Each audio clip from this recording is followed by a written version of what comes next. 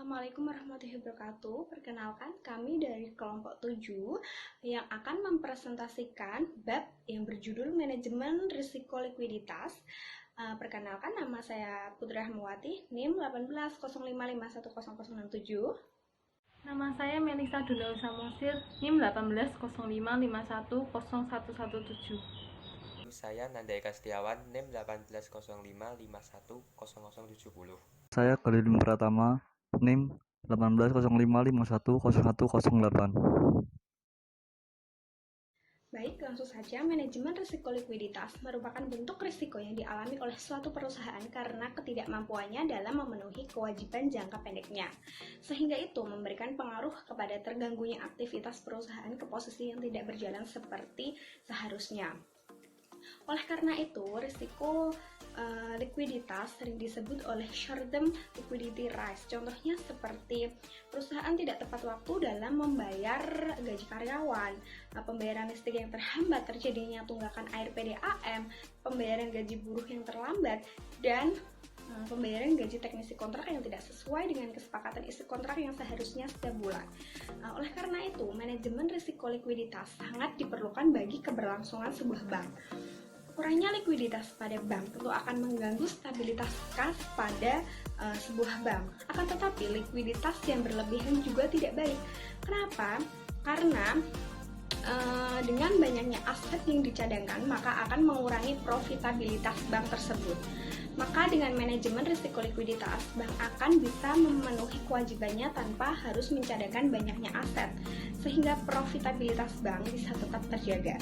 Selanjutnya, tujuan manajemen risiko likuiditas yaitu yang pertama, memelihara kecukupan likuiditas bank sehingga setiap waktu mampu memenuhi kewajiban bank yang jatuh tempo. Yang kedua, memelihara kecukupan likuiditas bank untuk mendukung pertumbuhan aset bank yang berkelanjutan. Yang ketiga, menjaga likuiditas bank pada tingkat yang optimal sehingga biaya atas pengelolaan likuiditas berada dalam batas yang tidak ditoleransi. Yang keempat, menjaga tingkat kepercayaan nasabah terhadap sistem perbankan.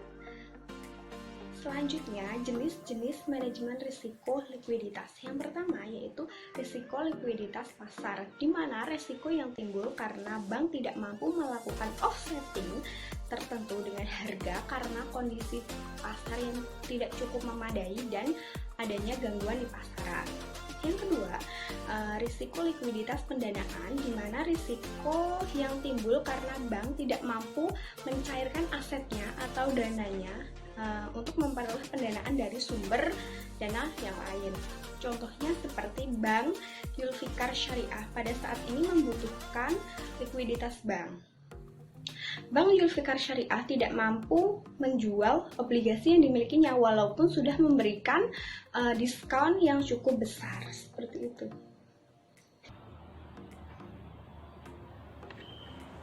Penyebab manajemen risiko likuiditas. Yang pertama, utang perusahaan berada dalam posisi ekstrim atau leverage. Yang kedua, jumlah utang dan berbagai tagihan yang datang saat jatuh tempo sudah begitu besar. Yang ketiga, kebijakan strategi yang salah sehingga menyebabkan kerugian. Yang keempat, kepemilikan aset tidak lagi mencukupi untuk menstabiliskan perusahaan. Yang kelima, terjadinya penurunan yang sistematis dan fluktuatif pada penjualan dan hasil keuntungan. Berikutnya, untuk menganalisis secara lebih tentang risiko likuiditas dapat dilakukan dengan menganalisis kondisi suatu perusahaan. Dapat dilihat dari yang pertama, analisis arus kas. Analisis arus kas tersebut dapat diketahui dari mana diperoleh dan untuk apa dana tersebut digunakan. Yang kedua, analisis kewajiban jangka pendek. Analisis kewajiban jangka pendek atau hutang jangka pendek adalah segala pembiayaan yang akan dibayar selama 12 bulan berjalan. Yang ketiga, melakukan analisis terhadap arus dana jangka pendek. Selanjutnya, 4 pilar manajemen risiko yang diadopsi oleh Bank Indonesia. Yang pertama, pengawasan aktif Dewan Komisaris dan Direksi. Yang kedua, kebijakan dan prosedur serta limit risiko. Yang ketiga, proses manajemen risiko. Yang keempat, sistem pengendalian intern yang menyeluruh. Di sini saya akan melanjutkan materi di atas tentang solusi mengatasi risiko likuiditas. Yang pertama, melakukan kebijakan keuangan dengan prinsip kehati-hatian. Yang kedua, menempatkan setiap keputusan sesuai dengan situasi dan kondisi yang ada. Yang ketiga, menghindari keputusan yang bersifat mengejar keuntungan jangka pendek. Yang keempat, memperhatikan setiap kebijakan moneter pemerintah. Yang kelima, melakukan perbaikan dalam biaya dan pengendalian produksi. Selanjutnya, manajemen risiko likuiditas mempunyai proses dan strategi yang digunakan bank untuk: yang pertama, menilai kemampuannya untuk memenuhi arus kas dan kebutuhan bangunan dalam kondisi normal dan tertekan, tanpa berdampak negatif pada operasi sehari-hari atau posisi keuangan secara keseluruhan. Yang kedua, migrasi risiko tersebut dengan mengembangkan strategi dan mengambil tindakan tepat yang dirancang untuk memastikan bahwa dana dan jaminan yang diperlukan tersedia. Selanjutnya adalah tantangan untuk manajemen resiko likuiditas yang sukses. Ada 4, yaitu tidak ada tampilan likuiditas yang terpusat. Departemen dan unit bisnis terpisah membatasi kemampuan perusahaan untuk memahami posisi likuiditas atau memahami dampak aset likuid serta kelas-kelas aset di seluruh geografis unit bisnis dan kelas aset. Yang kedua adalah kemampuan analitik terbatas. Tanpa kemampuan analitik yang memadai, perusahaan memiliki kesulitan se-ekstrim dalam memproyeksikan arus kas untuk transaksi yang mendasari, terutama ketika transaksi berjumlah jutaan. Yang ketiga adalah pengujian tekanan yang tidak memadai, karena terlalu banyak perusahaan yang mengabaikan perdagangan dan pendanaan pertimbangan likuiditas dalam pengujian tekanan. Mereka tidak siap menghadapi dampak guncangan pasar sehingga sulit bagi mereka untuk keluar dari posisi yang mudah atau untuk menarik pendanaan baru. Yang keempat, mengatasi pola pikir kepatuhan. Jika perusahaan terlalu berfokus pada persyaratan kepatuhan di sekitar menjawab risiko likuiditas, perusahaan tersebut mungkin mengabaikan manfaat bisnis yang dapat diperoleh.